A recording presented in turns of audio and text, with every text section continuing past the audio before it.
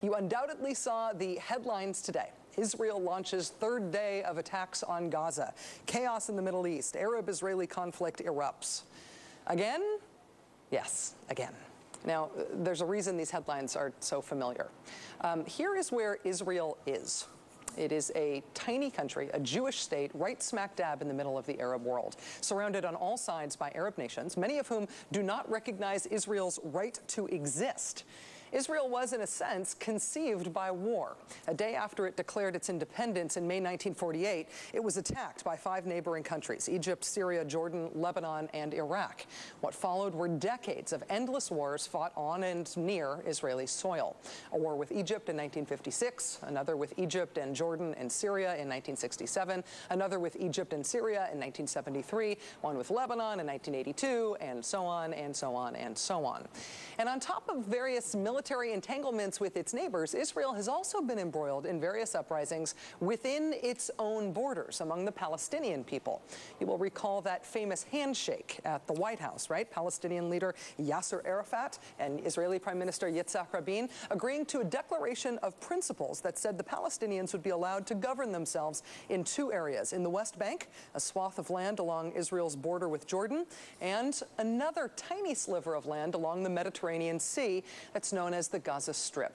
The war being fought at this hour is in that little sliver of land, the Gaza Strip. It's actually only about twice the size of Washington, D.C. Now, Israel withdrew from that land in 2005, but they still control the airspace, the territorial waters, and the Gaza-Israeli border. They're currently enforcing an embargo on the Gaza Strip. Once the Palestinians achieved some degree of independence there, they did what independent people do, what the U.S., in fact, encouraged them to do. They held elections. And in those elections, the ruling nationalist party, Yasser Arafat's party, Fatah, was defeated soundly by Hamas. Now, Fatah was no League of Women voters, but say what you will about them, they did begrudgingly accept, theoretically, Israel's right to exist. Hamas? Not so much. Not so much at all. The charter of Hamas explicitly calls for the destruction of Israel. Hamas is listed as a terrorist organization by both the United States and the European Union. The net result of that election for Israel, yet another neighbor bent on its complete destruction.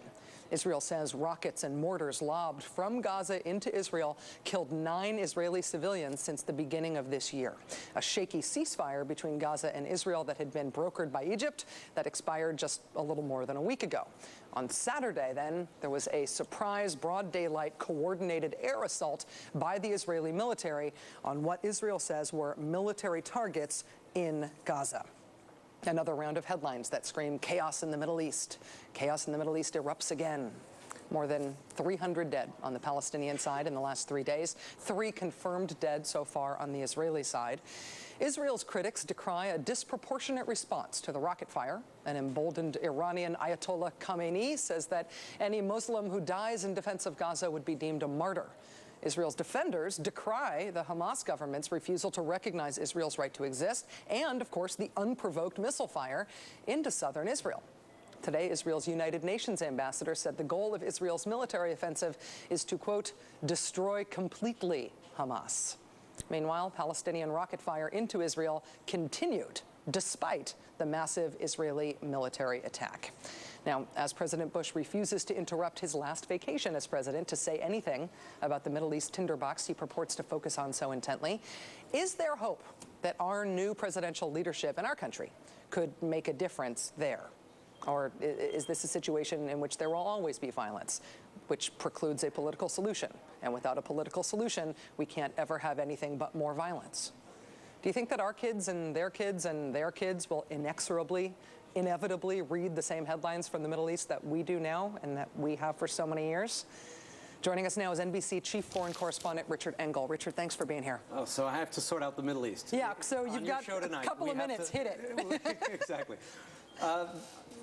To get right into it, Please. I think the situation in Gaza is explosive. It appears to be contained, but people in Gaza and in Israel expect that there will be a ground offensive and that it could be fairly soon, that it could come in the next 48 hours or so. Does that mean that this is going to go on for a very long time? Is there any possibility that that could be, even if it is a massive ground incursion, could it be a short one?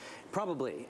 The Arab world, it seems that a lot of Arab states, in particular Egypt, Saudi Arabia, gave a green light to this offensive. So really? While there's a lot of uproar in the streets, the Arab governments aren't saying very much. And Israel's foreign minister was in Egypt meeting with Egypt's president the day before Israel began this offensive. So there is a lot of uproar on a popular level because the media, the television, all the newspapers, it's a constant drumbeat of horrific images coming out of Gaza. So the Arab governments can only tolerate so much for so long. Why would they have greenlit something like this? They don't support Hamas. They preferred the Fatah government, the Palestinian Authority, which rules the West Bank. If you look at the map, which you've provided me again, I'm so sorry about this.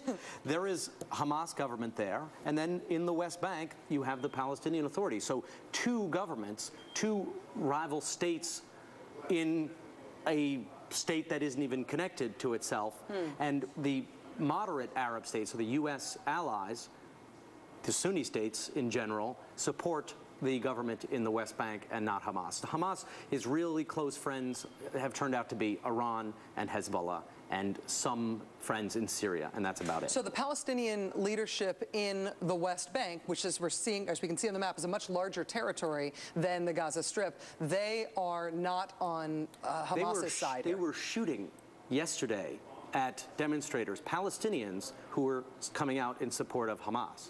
Are we in a situation here, both in the Palestinian territories and in the surrounding governments, where the people want something very different than the leadership? The across the Arab world, I think there's a big disconnect between what the people want and what the leadership wants. Unfortunately, it is a region where there is a large problem of ignorance, of poverty, of chauvinism, of all the terrible things that you have in the developing world, and in a leadership of an elite that is mostly Western educated. So there is a huge discrepancy, and that comes out when there's a time of crisis like you have now, where there are millions of people in Egypt who are horrified and want to act by what is going on in Gaza, but the leadership in Cairo is in a position where they don't want to act. Right.